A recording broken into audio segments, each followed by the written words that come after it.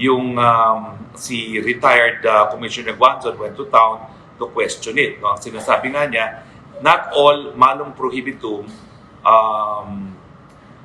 do not involve moral turpitude. Some do. Pero, ang punto nga dito, there may be certain malum prohibitum that involves moral turpitude but not the failure to file IDR. Kasi the penalty nga does not even involve imprisonment, kundi penalty lamang. Una sa lahat, maraming salamat po sa nag-sponsor ng ating Woody. Thank you. Ayun na nga no, mga kababayan, dito sa bidyong to, tama ang sinabi nitong si dating presidential spokesperson Harry Roque na talagang ang pagkabias nitong si Guanzon, ayaw lang talaga niya na maging kandidato itong si Bongbong Marcos sa paparating na eleksyon. Kaya gusto niya madiskwalipika itong si Apo BBM. Pero bago po natin panoorin yung pinaka-latest na update na yan mula mismo dito kay dating presidential spokesperson Harry Roque, kung bago lang po kayo sa PH Update, huwag niyo pong kalimutang mag-subscribe at i-click ang bell notification button para lagi po kayong updated sa ating mga reaction video na kagaya nito. Hayun na nga ng mga kababayan dito sa video to. Nagsalita na itong si dating presidential spokesperson Harry Roque sa ginawang pagbasura ng First Division ng COMELEC kaugnay sa mga disqualification case ni Apo Bongbong Marcos.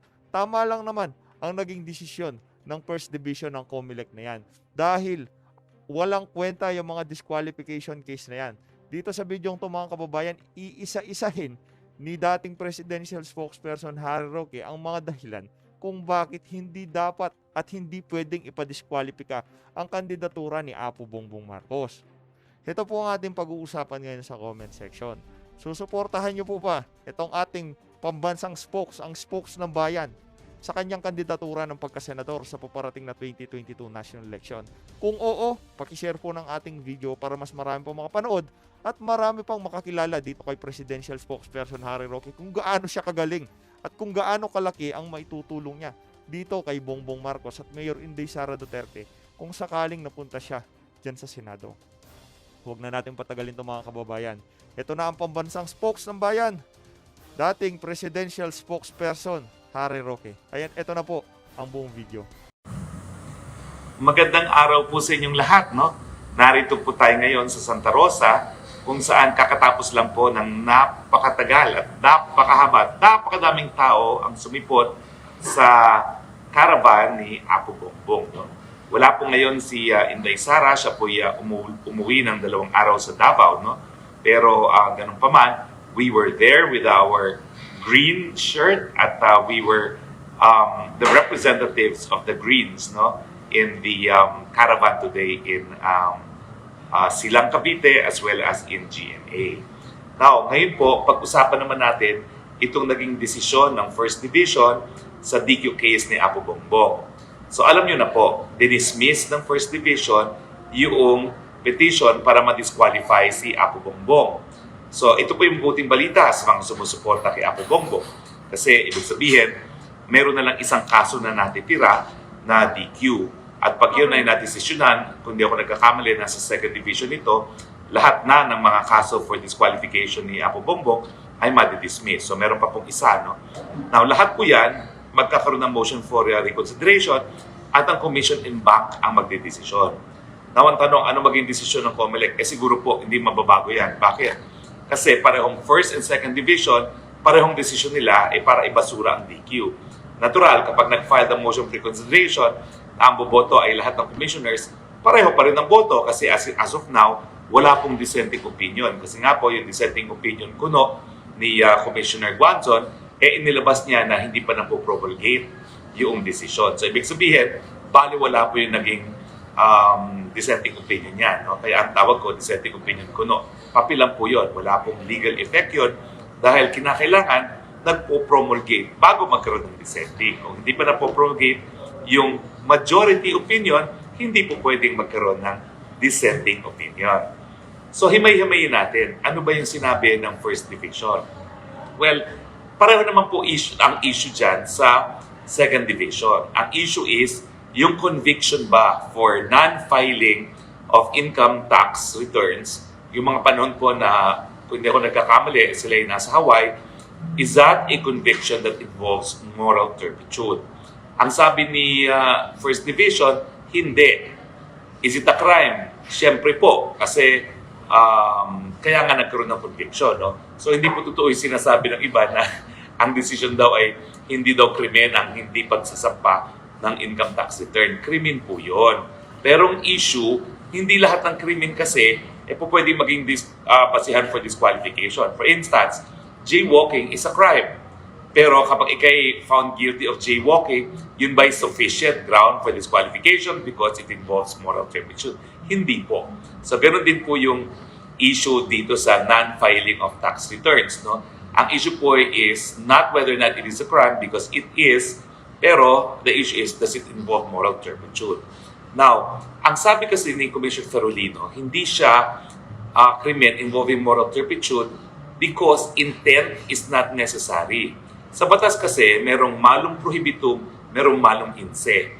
May mga krimen kasi na kinakailangan i-prove mo yung intention at saka yung mental, yung tinatawag na mens rea, o yung intention ng krimen. Diyan po papasok yung issue na karumal-dumal ba yung krimen. For instance, what distinguishes homicide from murder? No? Murder kasi is punishable by life imprisonment, yung pinakamabigat na parusa. Yung homicide, hindi po yan life imprisonment. Well, maraming mga factors, but amongst which is kung merong evident premeditation, kung merong abuse of physical strength, kung merong treachery, kung merong ignominy, no? So, ibig sabihin, kinakailangan tignan mo kung ano yung intensyon ng tao. Now, malum prohibitum on the other hand is, it does not inquire on the intent. Basta ginawa mo, you will be convicted. And an example of that nga is bouncing check. Ang bouncing check, yung BP22, hindi naman po kinakailangan i-prove yung intention na nag-issue ka ng walang pondo kasi may presumption na nag-issue ka na walang pondo. Now, ganyan din po yung nangyari pagdating po doon sa non-filing of income tax return na correctly stated by the Commissioner Ferolino ay naging krimen because of the tax code. Now, ibig sabihin po doon, hindi na tinitingnan ng intention. Ang issue lang, ginawa mo ba o hindi.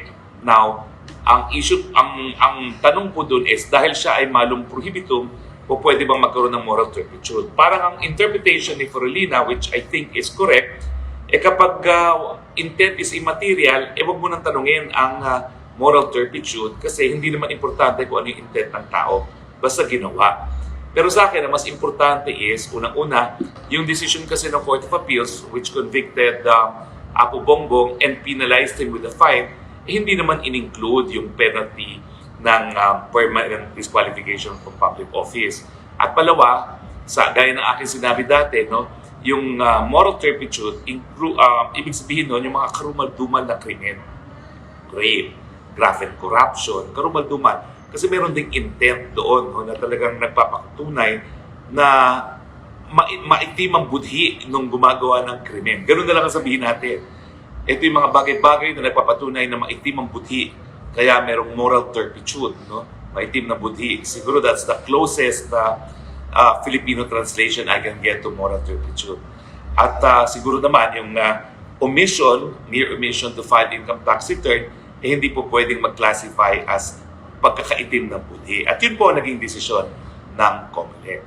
Now, marami po siyempre nagpupula dyan. No? Sinasabi nila na dahil sa desisyon na yan, sinasabi nila na ang naging ruling daw ng First Division hindi na krimen yung hindi paghain ng ITR. Kalokohan po yan. Hindi naman yun ang sinabi ni Commissioner Ferolino. Ang sabi lang niya, is the particular of malum prohibitum of failure to file income tax return a crime involving moral turpitude. Ang sabi niya, hindi. Because in the first place nga, it was only made punishable in the National Tax Code and it is a malum prohibitum. Ganun po yung sinabi ni Ferolina, which I think is defensible, no? Kasi intent is immaterial. Pero ang importante pa rin syempre is what kind of a penalty. Kasi kung ang penalty ay fine lamang, bakit ganyan ang bibigay mong penalty kung ang krimen talaga ay karumal-dumal na nagpapakita na maitim ang budhi nung gumawa ng krimen na yun. So tingin ko, ang ibig sabihin lang ni Ferolina, bagamat ito'y krimen, hindi naman ito ikrimen na nagpapakita na karumal-dumal yung krimen At saka pangalawa, hindi ito krimen na nagpapakita na maitim yung budhi ng gumawa ng krimen. Kaya idinismiss niya yung petition for disqualification.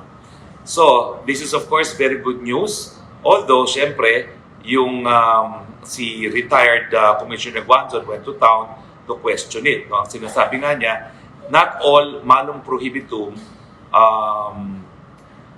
do not involve moral turpitude. Some do.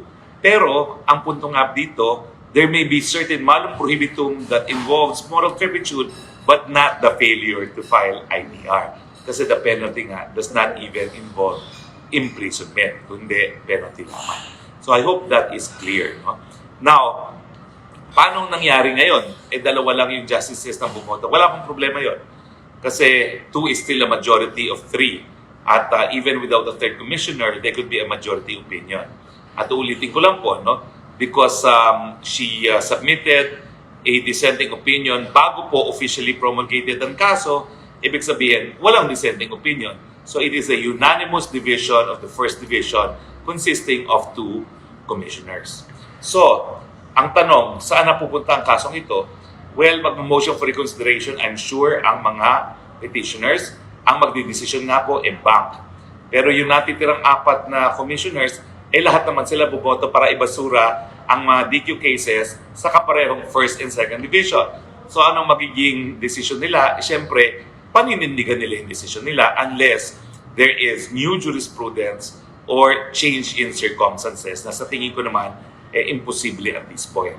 So ating fairness prediction, hindi mababago ang desisyon ng first and second division even if it is appealed to the commission and bank. Now, meron pa silang opportunity po na mag-appeal. Pero remember po, number 1, the court is only a court of law. Wala na pong factual issues na didesisyonan ang Korte Suprema. At ang tingin ko, ang magiging only issue lang sa Korte Suprema is whether or not the conviction for which he was penalized, the penalty of a fine for non-failure or failure to file income tax return, is it a crime that involves moral turpitude? Sa akin naman po, well-reasoned, well-researched, at simple lang yung issue na rinisolba ng COMELEC. Ang issue talaga po na makakarating din sa Supreme Court, ito ba'y karumal-dumal na krimen na nagpapakita na gumawa ng krimen na yan ay maitim ang budhi? Hindi naman po siguro. No? Far-fetched po na sasabihin nila na failure to file income tax return involves moral turpitude. Now, I need to emphasize po na yung failure to file the return itself, kaiba po yan doon sa tax evasion at hindi po babayad ng buwis na tama. No? Unang-una kasi dapat mapakita na meron kang kinita at doon sa kinita mo, hindi ka talaga nagbayad ng buwis. Yan po yung tinatawag na tax evasion. Pero ito, form lang po na hindi i-file. So, kaiba po yan. No? So, although there may be a decision that tax evasion is a form of is a crime involving moral turpitude, hindi po automatic na ang failure to file income tax return involves moral turpitude. So, meron din po mga lumabas na issue na bakit ba kinakailangan gumawa ng ganyang ingay si Commissioner Guanzon? Well, obviously, because alam niya na ang majority decision para ibasura ang complaint. No? Pangalawa, she disagrees. And she disagrees both on the issue of fact and of law. As far as her legal interpretation is concerned, yung krimen ng non-filing of income tax return already involves moral turpitude. Ang problema, wala pong legal basis for that. Wala pong tinatawag na jurisprudence na yung mere failure to file return involves moral turpitude. No? At pangalawa, yung factual is, the reality is, ayaw ni Commissioner Guanzon si Marcos bilang kandidato sa presidente. No? At kaya ang tingin niya, he should not file, or he should not be able to file for the position of president. What sa akin, respetuhin natin ang mga opinion at mga options ng lahat. Pero sa akin, sana yung mga personal na mga opinion, personal na kagustuhan na para kung sinong iboboto nila para sa presidente, kung ikaw ay mahistrado, sana hindi yan nagiging factor sa decision making. Doon lang tayo sa isyong legal dapat. At ito nga po yung non-filing doesn't involve moral turpitude kasi yung moral turpitude is the ground for disqualification. So the good news is, like as I said in my earlier uncensored Spox, nag-prevail yung very heavy presumption of unconstitutionality sa kahit anong petisyon na pumipigil sa mga mamamayang Pilipino na i-exercise yung kanilang karapatan to vote and be voted upon. So nagwaki po yung ating presumption. Lahat ng Pilipino ay po pwedeng bumoto at po pwedeng tumakbo. So for now po, Apo Bongbong remains a candidate. Congratulations to all those who support the candidacy of Apo Bongbong. At asahan naman po natin na although it will reach the Supreme Court, unanimous po kasi ang COMELEC, meron kasing rule na where there are administrative remedies, at ito medyo administrative remedy po ito dahil this involves yung conduct of elections, the court normally respects the decision of administrative tribunals. Now, the COMELEC is not only an administrative tribunal, it is a constitutional tribunal. And as a constitutional tribunal, sila yung may expertise on election law. So, the Supreme Court will, of course, accept the unanimous decision of the COMELEC with very much respect as being a decision of a specialized body on election law. Dahil ang ating mga Korte Suprema, mga maestrado doon naman, ay generalists. No? They are not really specialists on this very specialized field of practice of election law. So for now, tuloy-tuloy po talaga ang kandidatura ni Apo Bongbong. And congratulations to Apo Bongbong and to all those who believe that Apo Bongbong should be president. Pero ultimately, sa decision po ng COMELEC, tingin ko, it is democracy that triumph. Dahil paulit-ulit ko na pong sinasabi, ang pagpipili po ng eleksyon dapat daanin sa eleksyon. Ang pagpipili sa mga manunungkulan, sa mga halal na posisyon, dapat dinadaan sa halalan. Hindi po dinadaan sa DQ. Hindi po dinadaan sa technicalities. Dapat taong bayan ang pumili at mas maraming pagpipilian, tingin ko po mas mabuti sa demokrasya. So for now, tapos na po for the time being yung usapin ng DQ, titingnan lang po natin kung anong magiging hakbang na gagawin ng Korte Suprema. Anong prediction ko? Well, importante kasi itong kasong to. So ang tingin ko naman, tatanggapin ng Korte Suprema ang mga petisyon pero hindi sila mag-i-issue ng restraining order. Hahayaan nilang manatili ang pangalan ni Apo Bongbong sa baluta. Tapos, dahil ito nga ay importanteng kaso, gaya ng naging kaso ni Grace po, magkakaroon ng oral arguments. Pero hindi naman po tatagal. Kasi pag-uusapan lang yung issue of whether or not non-filing of tax return is a conviction involving moral turpitude. I think yung pag-hold ng oral arguments is not necessary, but because of the importance of the case at para hindi naman isipin ng mga panig na ayaw kay Bongbong na masyadong mabilis ang desisyon, mag-o-opt ang Supreme Court na magkaroon ng oral arguments. But of course, they are time-bound. No? Kinakailangan sa lalong mas mabilis na panahon, desisyonan yung kaso. Okay, so yan po ang ating latest sa Uncensored Spox. Promise ko po, sa susunod na Uncensored Spox, pag-usapan naman natin kung bakit ko pinili na maging leader si Inday Sara Duterte.